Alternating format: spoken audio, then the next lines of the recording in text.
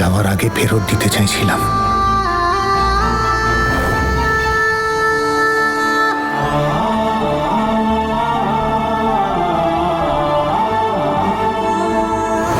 এটা শুধু ওড়না নয়, এটা হলো প্রভুর আশীর্বাদ।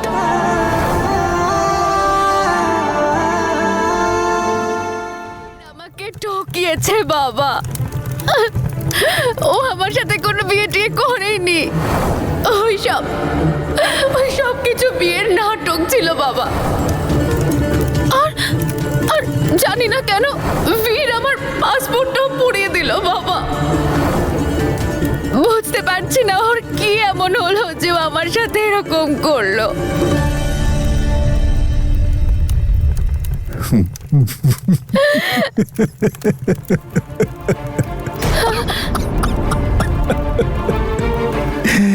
উপরওয়ালা সত্যিই তুমি আছো। তুমি আজ দেখিয়ে দিলে তুমি যদি চাও না তাহলে কারোর রেহাই নেই। তুমি দেখিয়ে দিয়েছো, দেরি হলেও সত্য প্রকাশিত হয়। দেখ এই আগুনটা দেখছিস, আমি এক্ষুনি না ওর মধ্যে তোর কানাডা যাবার মিথ্যা স্বপ্নটা নিজেই জ্বালিয়ে দিয়েছি। আর তুই এখানে ফিরে এসে প্রমাণ করে দিলি যে আমি একদম ঠিক কাজই করেছি। হয়তো এই কাজগুলো আমার অনেক আগেই করা উচিত ছিল। উপরওয়ালার এই বিচার দেখে না আমি মনে খুবই শান্তি পাচ্ছে। হয়তো দেরি হয়েছে, কিন্তু কৃতকর্মের শাস্তি উনি তোকে দিয়েইছেন। বাবা এসব কি বলছো তুমি বাবা? তুমি আমার এত বড় সর্বনাশ দেখে আনন্দ পাচ্ছ? আমি মেয়ে তোমার বাবা।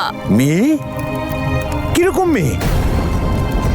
ও আচ্ছা, হ্যাঁ তুই সেই মেয়ে যে যে নিজের বিদায় নিজেই নিয়ে এখানে এই বাড়ি থেকে বেরিয়ে গেছে। তুই সেই মেয়ে না? দেখ তোর ছড়ানো চাল এখনো পড়ে রয়েছে, আর তোর মা তো এতে কিছুতেই হাতও দিতে চায়নি। এসব না তোর কৃতকর্মের শাস্তি, তাই বীর তোর সাথে এমনটা করেছে। আর যা বেরিয়ে যায় এখান থেকে। আজ থেকে তোর এই বাড়ির সঙ্গে বাড়ির কারোর সাথে তোর কোনো সম্পর্ক নেই।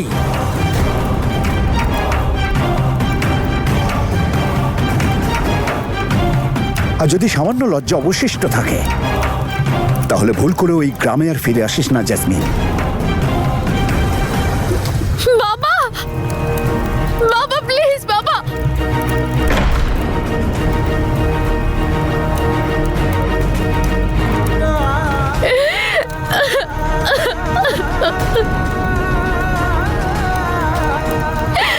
বাবা এত রাত্রে আমি কোথায় যাব? যেখানে খুশি যা, কিন্তু এ বাড়িতে ফিরে আসবি না।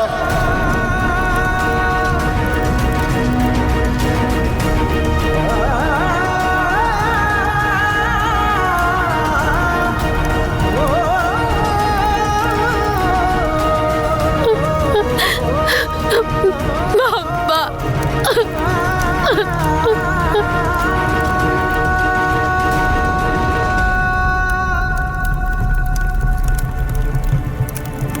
বীর,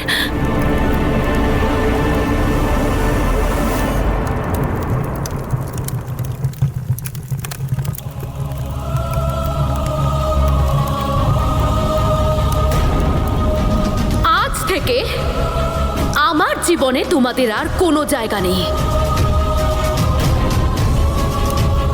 না,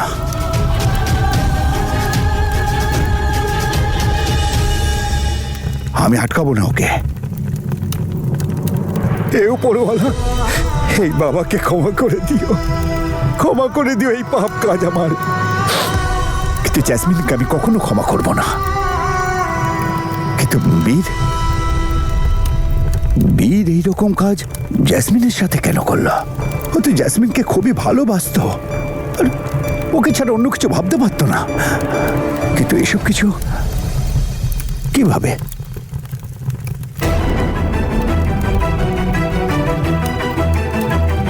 আসলে বীরের মাথায় কি চলছে? বীর আসলে কি করতে চাইছে?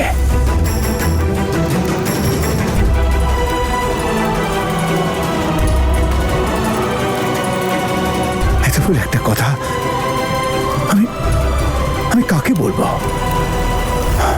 তনু,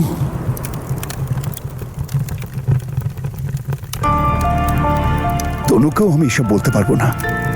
ও অনেক কষ্টের পর নিজের জীবনের পথ খুঁজে নিয়েছে। আমি না, আমি ওকে আর কষ্ট দিতে পারবো না। হ্যাঁ, এসব কথা আমি বীরের বাবাকে অবশ্যই বলবো। আমি ওনাকে সবকিছু খুলে বলবো যে যে ওনার ছেলে কি করেছে। এতে এতে হয়তো উনি খানিকটা মনে শান্তি পাবেন। আর আমার আমার এইটা দায়িত্বের মধ্যে পড়ে ওনাকে বলা।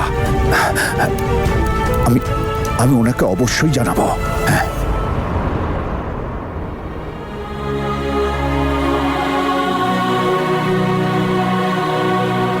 তুই শুধু লজ্জায় আমার মাথাটাই হেট করে দিসনি। তুই আমায় খুব কষ্টও দিয়েছিস। আমার বিশ্বাস ছিল তুই তনুকে আটকাবি, তুই অঙ্গদ আর ওর আশীর্বাদটা হতে দিবি না, কিন্তু না, তুই আমার বিশ্বাসটা ভেঙে দিলি। আমার সব স্বপ্ন ধুলোয় মিশিয়ে দিলি।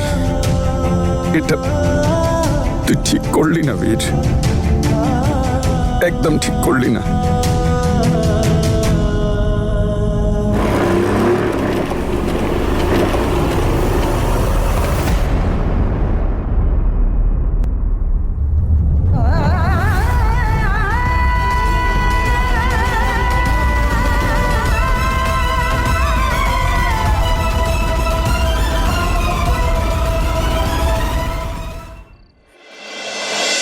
ক্ষমা চাইতে এসেছ?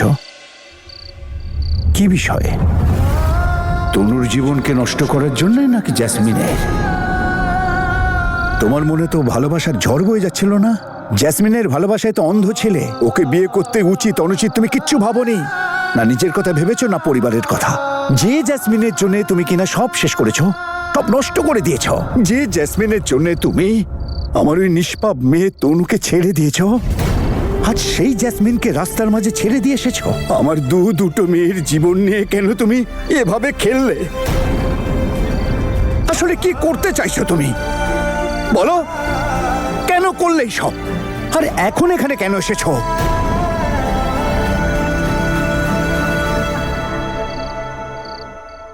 আমি শুধু আমার পাপের প্রায়শ্চিত্ত করতে এসেছি। আমি আপনার কাছে ক্ষমা চাইতে আসিনি, কারণ আমি জানি যে ভুল করলে ক্ষমা হয়, অপরাধের ক্ষমা হয় না। আর আমি তো একজন অপরাধী, এমন অপরাধ যে যার কোনো ক্ষমা হতেই পারে না। আর না, আমি এখানে জ্যাসমিনকে ভুল আর নিজেকে ঠিক প্রমাণ করতে এসেছি, কারণ যা কিছু হয়েছে তাতে আমিও সমানভাবে অপরাধী। আমি জ্যাসমিনকে বিয়ে করেছিলাম কারণ তনু যেন ওর নিজের জীবনে এগোতে পারে। যদি আমি এটা না করতাম তাহলে তনু কখনো এঙ্গেজমেন্ট করতো না, নতুন জীবনে কখনো মুভ অন করতো না। আর এমনটা হলে আমি নিজেকে ক্ষমা করতে পারতাম না। প্রতিটা দিন, প্রতিটা মুহূর্ত আমি অনুশোচনা পদে ভুগতাম। আমি শুধু নিজেকে আর জ্যাসমিনকে তনুর জীবন থেকে দূরে করতে চেয়েছিলাম। তার কারণ তনুর জীবনে প্রতিটা যন্ত্রণার কারণ আমরা দুজন। কিন্তু এসব কাজ তো তুমি জ্যাসমিনকে বিয়ে করার পরেও করতে পারতে। তাহলে এই মিথ্যে বিয়ে কেন? কেন করলে এরকম?